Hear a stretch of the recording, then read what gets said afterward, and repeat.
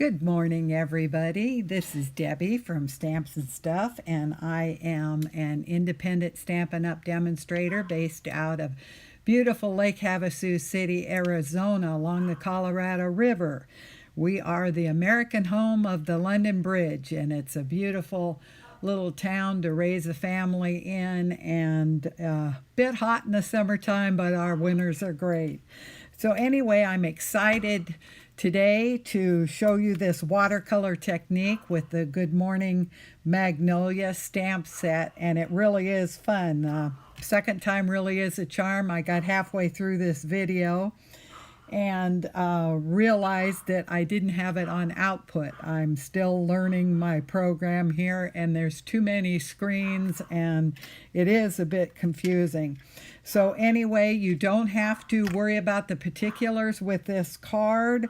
All the measurements, free tutorial, pictures, everything will be on a printable PDF on the website at stampsandstuff.org. You can go to after this video is over. You got to give me probably about a half hour to go and get the video uploaded to the website, but the post is all ready to go live, and so I just need to plug the video in and make a few minor adjustments and then have it go live for you. So that'll be ready shortly after this video. So, and the measurements, what will print off the PDF, there's a picture, there's all the measurements, there's supply list, everything you need for this technique.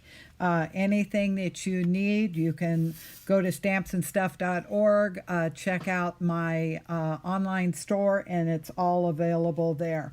So anyway, I am excited to get started here, and hopefully we will get things going right this time.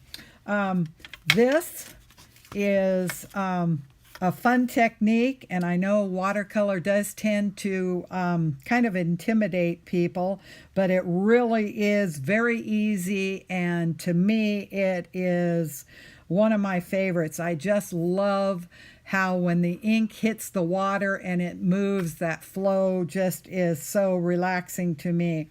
So I have 3 samples here. I did class this last week with it, so we have a sample on every table. But as you can tell, each one is a little different, even though I tended to use the same colors.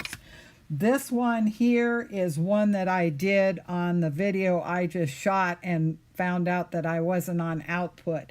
So it is still drying off, and the one thing I want to stress is don't let it intimidate you. It's going to look like a hot mess until it dries off, and it starts looking better and better. The more it dries, it concentrates. The color will concentrate in some areas, and other areas it will kind of lighten up. So no matter what you do, everybody in class, their cards were just absolutely beautiful. And I think if you were to put these on another mat and frame them, they're suitable for framing. It really is. It's a fun technique. It's very easy, and everybody was happy with them. So let's get started. Get my bits and pieces. I stamped this.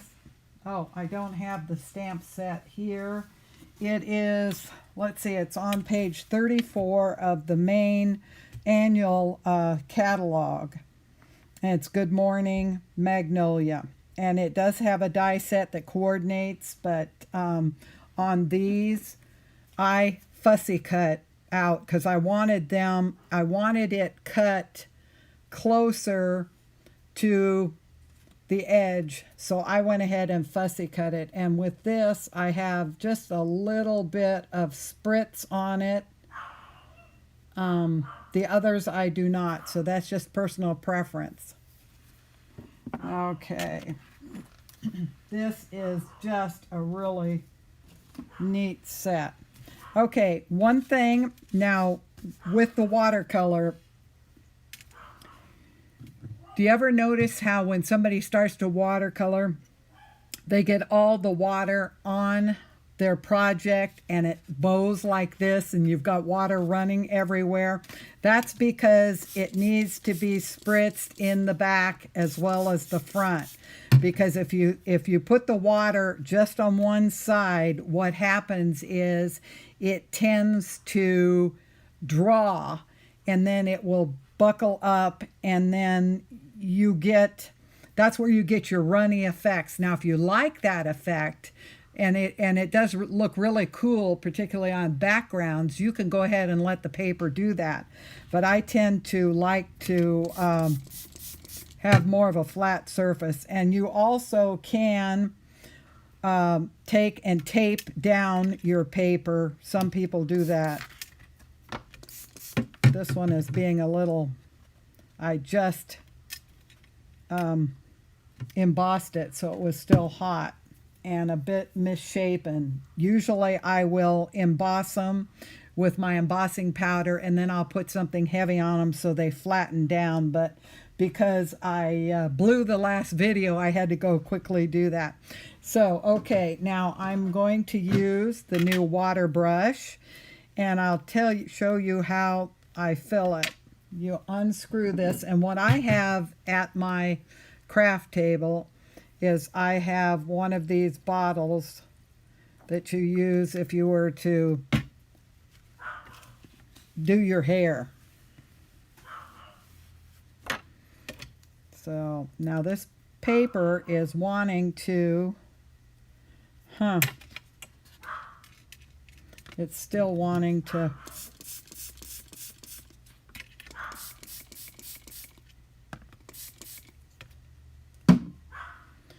it's like your child when you say, oh, gee, look, he's walking, and then he won't walk. Okay.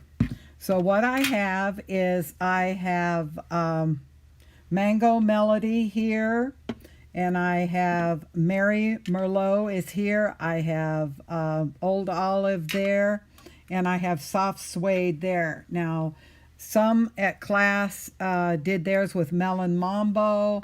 Any color that you like is great. Okay. So what we're going to do first is I'm going to add a little bit of water in here. And I like to have a cloth so I can keep my brush dry if I need to. And then I have Kleenex just in case I get too much water and I need to remove it in areas. I can do that. So I have this pretty well sprayed here.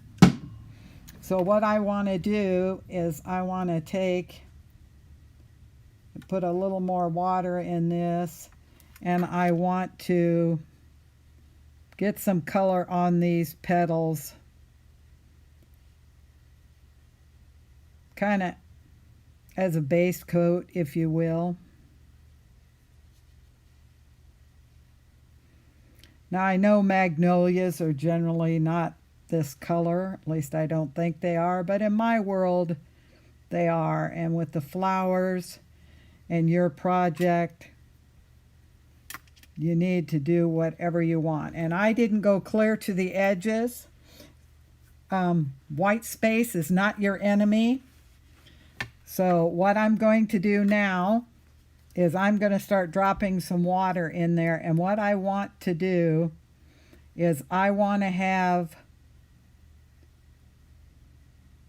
a bubble of water. In other words, I want to be able to see the rise of the water. And what will hold it in is where it's embossed on the edges. It creates like a dam, if you will, and it holds it in. If you have water that runs out past where you have embossed, then you've got too much water. Now when you go to touch and put more water in, this is wet on wet technique is what this is.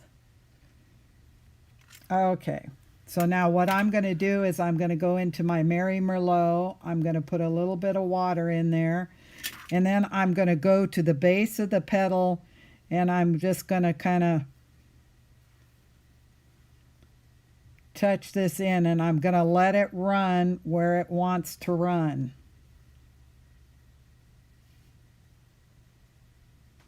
And you might think it's going to look like a hot mess, and perhaps it does, but when it starts to dry off, it really is pretty how that watercolor dries.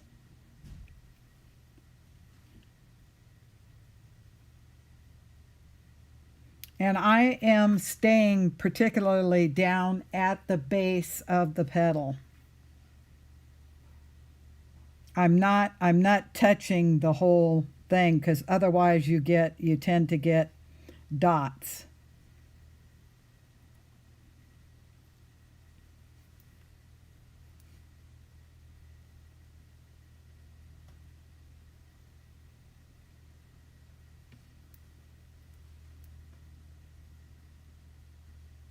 Now this one looks kind of like it doesn't have enough. I don't know if it has enough water. Let me try to put a little more water in there. Get a little more.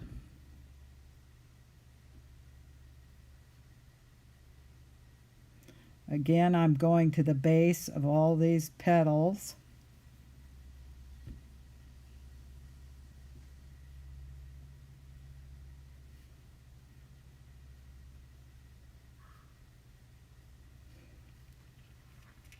And I'm going to go to the center here.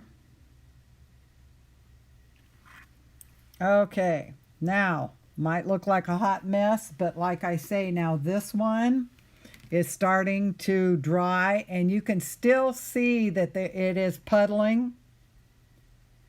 But when that dries off, it will be very pretty. See, like these? It will tend to lighten up a bit, but it concentrates in other areas. Whoop, let me get this.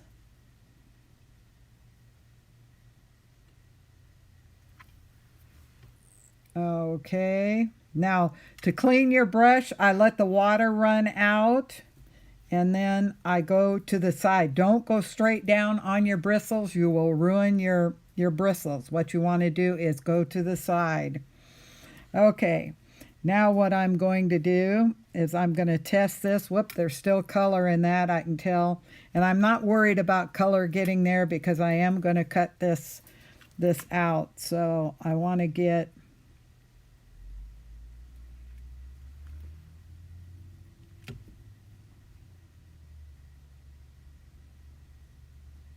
some in here, and now I'm going to get a little bit of a base coat around here on this. And see, that one kind of went out on the edge, so I'm going to put some more water over here.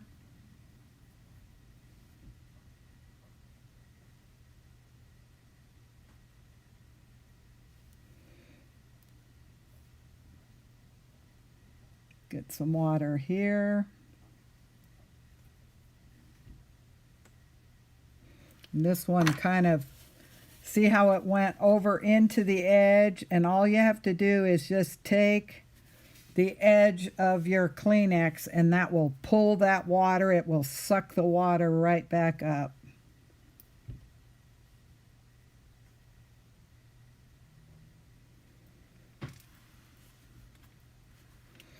Okay, and then I will go to this one, and I'm going to put some of my base, a little bit of green in there.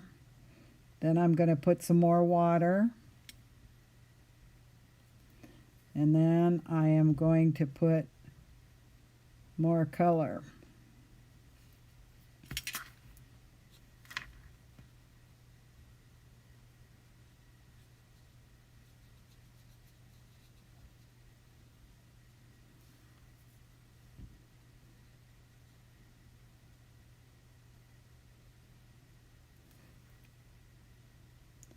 Now I'm going to go back in here with some more water. Let me get a little bit more concentration of color. I'm going to put another drop in there, and that's just one drop, so you get a lot of mileage.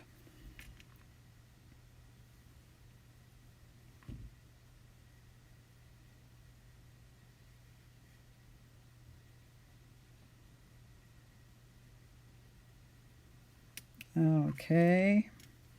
Now I am going to get right in there, right at the base. I don't mind white on the edges, but the base, I want to make sure that I've got it pretty well to the edges. Okay, and then I'm going to take the brown and I am going to put just a little bit of brown in there.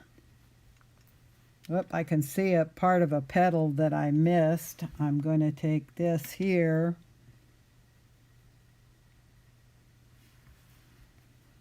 There you go. And that basically is it. Now it's going to, do you notice the difference between this? Now they looked pretty close to the same at their stages, but this one is drying off. This one is still kind of a mess because there's so much water and it just has not had time to show itself yet. Okay. So what I'm going to do with this is I'm going to put it on this, and then I'm just going to set this aside so that it can dry off. Put this over here. Hopefully I won't get my project in it. Okay, now we can start assembling, and I have one that I have done already because this will take probably a half hour to dry. I think that's about how long that one maybe has been 15-20 minutes. So good half hour, 40 minutes to dry, and then fussy cut them out. So I have this here. And each one turns out differently. Okay. Now, in the other video, I had got as far as this. And I'll put this on. Now this panel, these two front panels, were embossed with the Subtles 3D embossing folder. So you can see, let me see if you can see. I think you can catch it right in there. But it's very, very pretty. And what I did is I did 2 layers.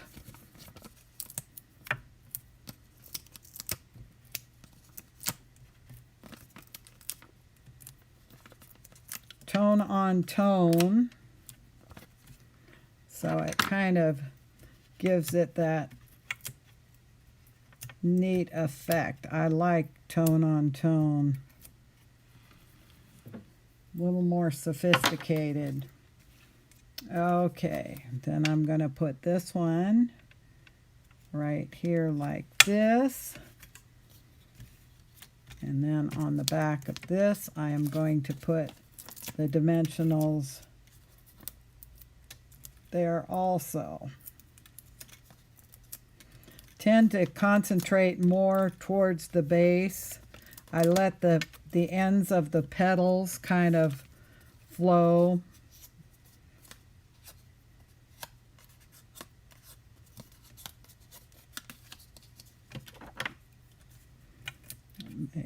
Take your pick tool to get these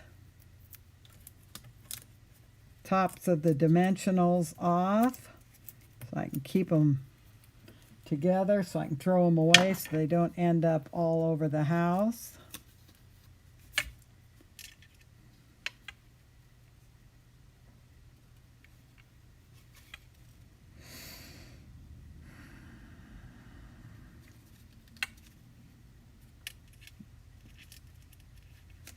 Okay, I think we'll put that right there. Then I have a happy birthday, and you can use any sentiment that you would like. Whoops. Now this is one thing when you gold emboss, I don't know if you can see this on the camera, but right at the base there, that embossing powder is a little darker. That means it's not totally set. And so I need to make sure that I get it set, because otherwise it's going to end up rubbing off. So can you see? I don't know if you can see that.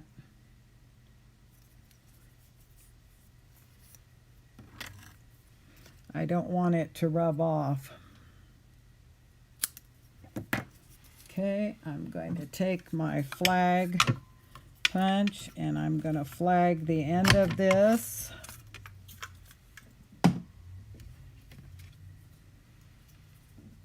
And let's see, probably right about here, I'm going to clip this off.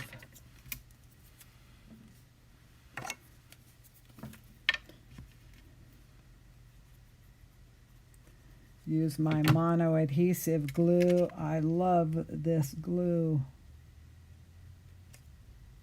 because you can kind of move things around if you get it to where it's crooked. You've got some time to move that around. Okay. Then on the inside, you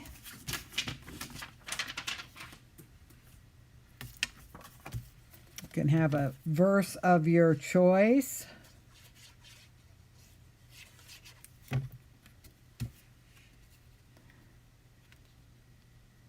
Happiest of birthdays to you.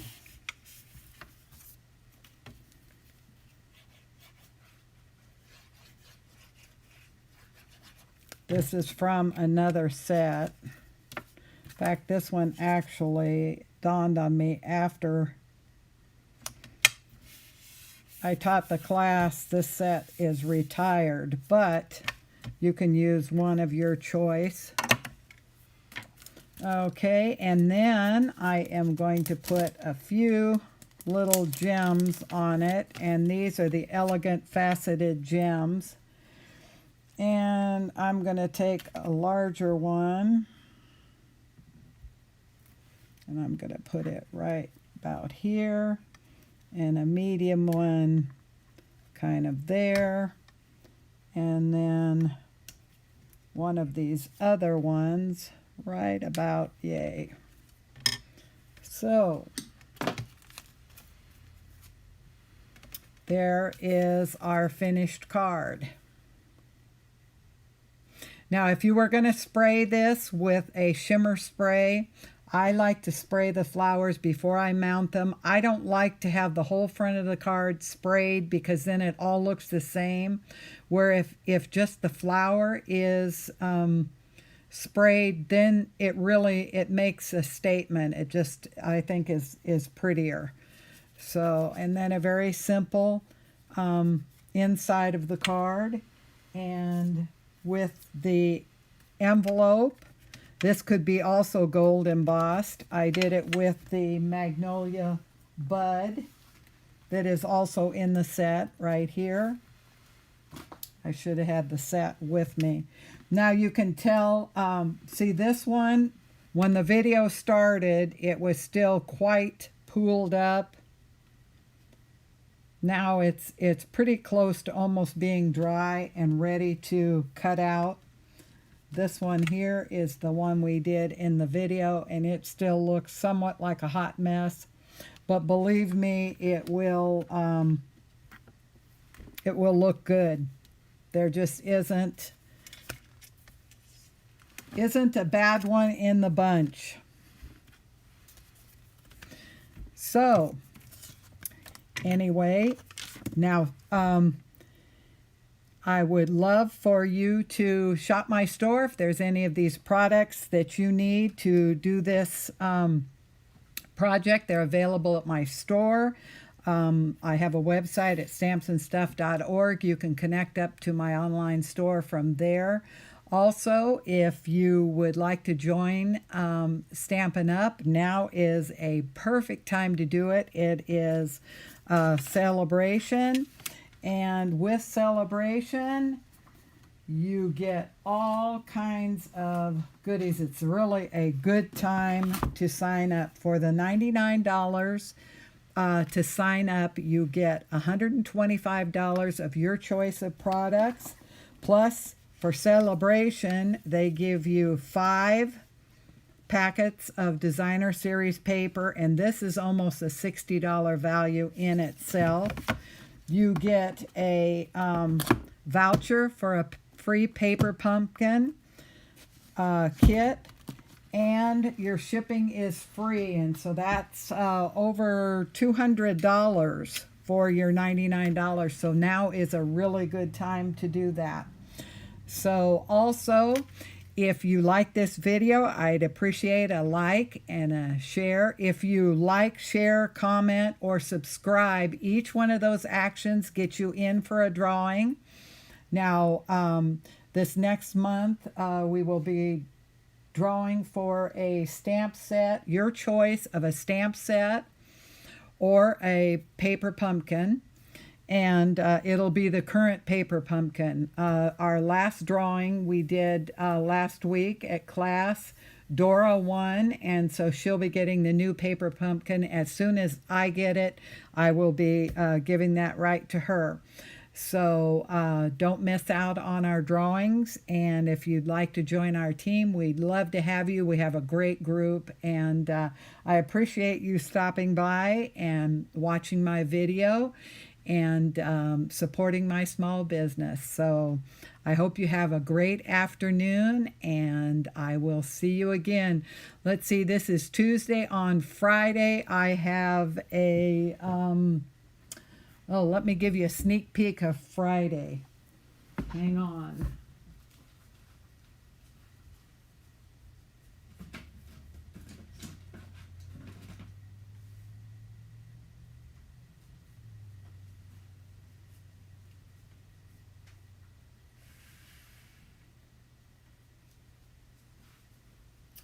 Well, I don't have it. It's in my office. So anyway, it is just a really cute card. So don't miss my video on Friday. I will see you then. So have a great day, and thank you. Bye.